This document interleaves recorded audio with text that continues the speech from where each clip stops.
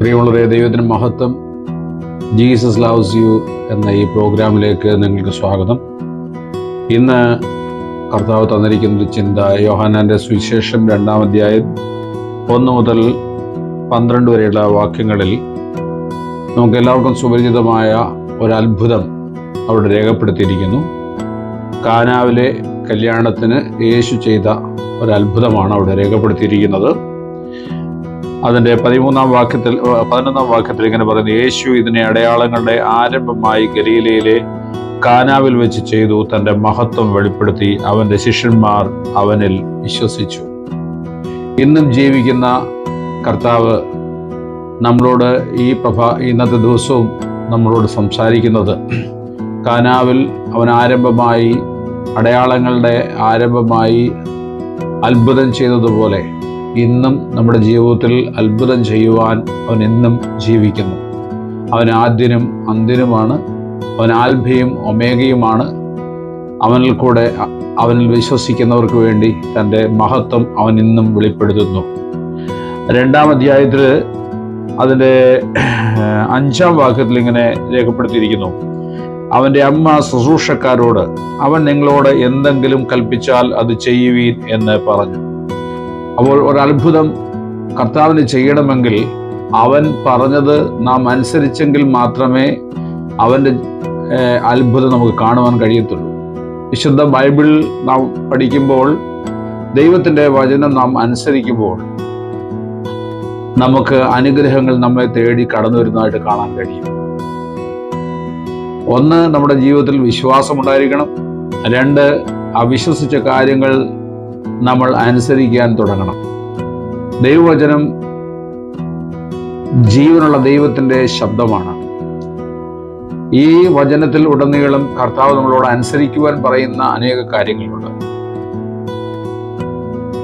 ഒന്നാമത്തെ കാര്യം, ഒരു അത്ഭുതം നടക്കണമെങ്കിൽ നമ്മുടെ ജീവിതത്തിൽ വിശ്വാസം വേണം. വിശ്വാസമുണ്ടെങ്കിൽ മാത്രമേ ഒരത്ഭുതത്തിൻ്റെ ആരംഭം കുറിക്കാൻ കഴിയത്തുള്ളൂ.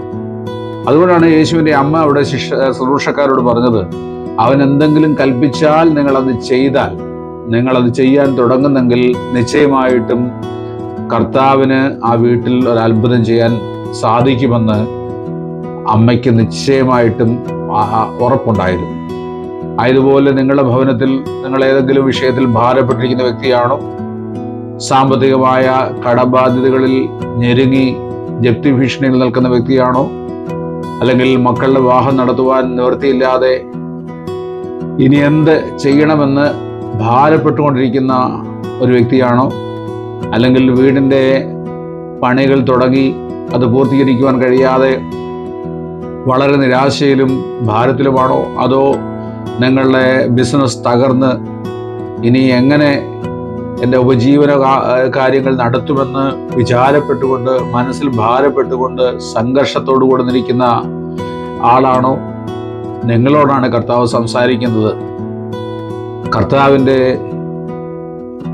കർത്താവ് എന്ത് പറഞ്ഞോ അതൊന്ന് ശ്രദ്ധിച്ച് കേൾക്കാൻ തുടങ്ങിയാൽ ആ കേൾക്കുന്ന വചനത്തിൽ കൂടെ നമുക്ക് ഒരത്ഭുതം നമ്മളെ തേടി വരും. നമ്മളെ തേടി വരുന്ന ഒരത്ഭുതം നമ്മളെ തേടി വരണമെങ്കിൽ അവൻ്റെ ശബ്ദം നാം തിരിച്ചറിയണം. അവൻ്റെ ശബ്ദം നാം കേൾക്കാൻ തുടങ്ങണം, അത് തിരിച്ചറിയാൻ തുടങ്ങണം, അത് ശ്രദ്ധിക്കാൻ തുടങ്ങണം, അത് ഹൃദയത്തിൽ സംഗ്രഹിക്കാൻ തുടങ്ങണം.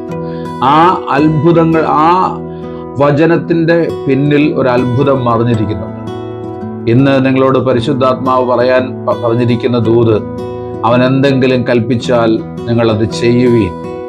അങ്ങനെ ചെയ്യാൻ തുടങ്ങുമ്പോൾ നിങ്ങൾ എടുത്തു വെക്കുന്ന ആ സ്റ്റെപ്പ്, അവൻ്റെ വചനം കേട്ട് നിങ്ങൾ എടുത്തു വെക്കുന്ന സ്റ്റെപ്പ് നിങ്ങൾക്കൊരു വിക്ടറിയുടെ സ്റ്റെപ്പായി തീരും. കർത്താവ് നിങ്ങളോട് പറയാൻ ഏൽപ്പിച്ചിരിക്കുന്ന ഈ ദൂത്, നിങ്ങൾ എടുത്തു വെക്കുന്ന സ്റ്റെപ്പുകൾ, നിങ്ങൾ ചുവടുവെക്കുന്ന ഓരോ ചുവടുകളും അതൊരു വിജയത്തിൻ്റെ, ഒരു അനുഗ്രഹത്തിൻ്റെ, ഒരു അത്ഭുതത്തിൻ്റെ, ഒരു ദൈവമഹത്വം വെളിപ്പെടുത്തുന്ന ഒരു സ്റ്റെപ്പായി തീരുവാൻ കർത്താവ് നിങ്ങൾ കൂടെ ആഗ്രഹിക്കുകയാണ്. ആയതിനാൽ ഭാരപ്പെടേണ്ട, ഭയപ്പെടേണ്ട. അവനെന്തെങ്കിലും കൽപ്പിച്ചാൽ അത് ചെയ്യുവീൻ. കാനാവിലെ കല്യാണത്തിന് പച്ചവെള്ളം ആണ് അവിടെ വീഞ്ഞാക്കി മാറ്റിയത്. അവിടെ ആ വിരുന്ന് വീട്ടിൽ നമുക്കറിയാം ഒരു വിരുന്ന് വീട്ടിൽ പ്രധാനമായി കൊടുക്കേണ്ട ഭക്ഷണം അല്ലെങ്കിൽ പാനീയം തീർന്നു പോയാൽ എത്രമാത്രം അവിടെ അവർക്ക് നിന്ദയുണ്ടാകും, അല്ലെങ്കിൽ അവർ അപമാനം സഹിക്കേണ്ടി വരും, അല്ലെങ്കിൽ സമൂഹ മധ്യത്തിൽ തളർന്നു പോകും, ക്ഷീണിച്ചു പോകും, മാനക്കേടുണ്ടാകും. അങ്ങനെ മാനക്കേടിന്റെ ആ പോയിന്റിൽ നിന്നാണ്, മാനക്കേട് വരാനുള്ള സാധ്യത നിൽക്കുമ്പോഴാണ് കർത്താവിന്റെ ഒരു അത്ഭുതം അവരെ തേടി ചെല്ലുന്നത്. അതായത് അതുപോലെ നിങ്ങൾക്ക് മാനക്കേടുണ്ടാക്കുവാൻ, അപവാദം വരുത്തുവാൻ, അപമാനം വരുത്തുവാൻ, നിങ്ങളെ സമൂഹത്തിൽ നശിപ്പിക്കുവാൻ, അല്ലെങ്കിൽ സമൂഹത്തിൽ നിങ്ങളുടെ വിലയെ താറടിച്ച് കാണിക്കുവാൻ നിൽക്കുന്ന ശക്തികളുടെ മുമ്പിൽ നിങ്ങൾക്കൊരു ജയം കർത്താവ് പ്രദാനം ചെയ്യുകയാണ്. വിശ്വസിക്കുന്നെങ്കിൽ ഇന്ന് നിങ്ങൾ അവന്റെ മഹത്വം കാണും.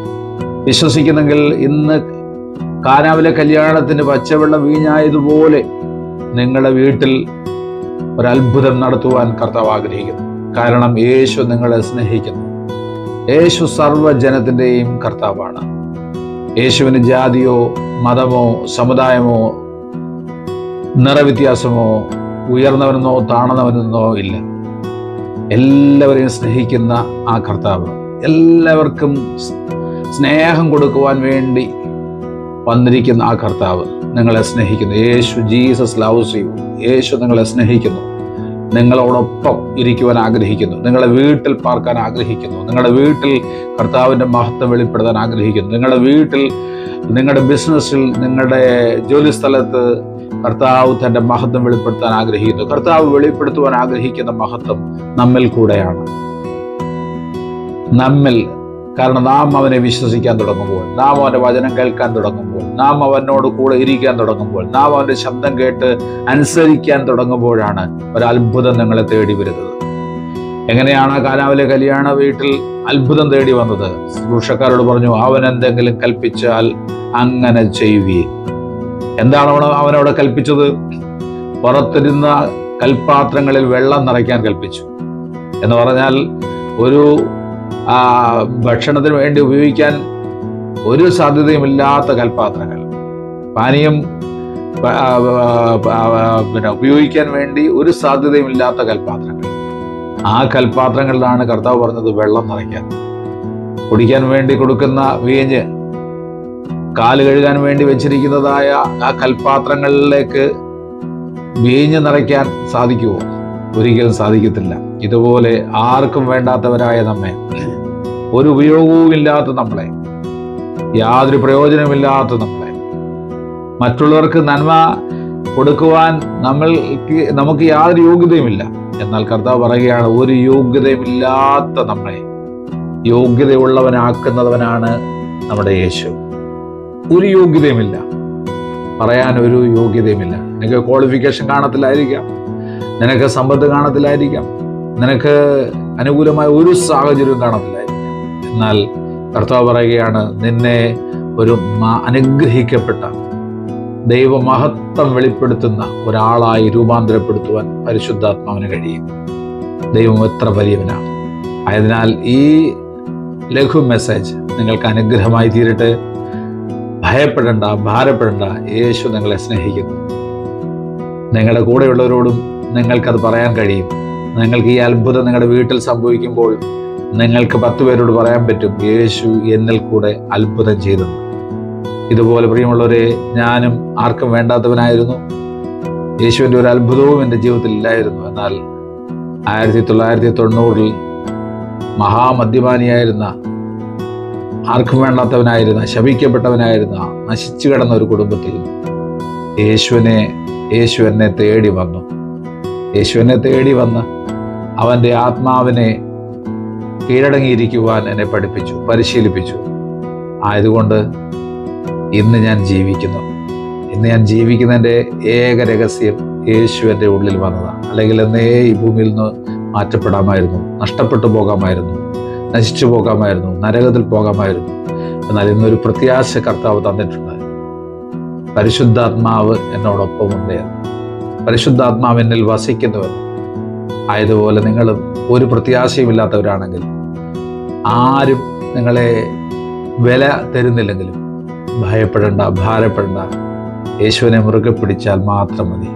സങ്കീർത്തനത്തിൽ ഇങ്ങനെ ഒരു വാക്യം പറയുന്നുണ്ട്, പ്രഭുക്കന്മാരിൽ ആശ്രയിക്കുന്നതിനെക്കാട്ടിൽ യഹോവയിൽ ആശ്രയിക്കുന്നത് നല്ലത്. ധനവാന്മാരിൽ ആശ്രയിക്കുന്നതിനെക്കാട്ടിൽ, പ്രഭുക്കന്മാരിൽ ആശ്രയിക്കുന്നതിനെക്കാട്ടിൽ, ഉന്നതന്മാരിൽ ആശ്രയിക്കുന്നതിനെക്കാട്ടിൽ അത്യുന്നതനാകുന്ന ദൈവത്തിൽ ആശ്രയിക്കുന്നതാണ് ഏറ്റവും നല്ലത്. ആയതിനാൽ സ്വന്തക്കാരോ ബന്ധുക്കളോ പ്രിയപ്പെട്ടവരോ സഹായിക്കുമെന്നോ അല്ലെങ്കിൽ കരുതുമെന്നോ അല്ലെങ്കിൽ നമുക്ക് എന്തെങ്കിലും നന്മ ചെയ്യുമെന്നോ ഒരിക്കലും ചിന്തിക്കരുത്.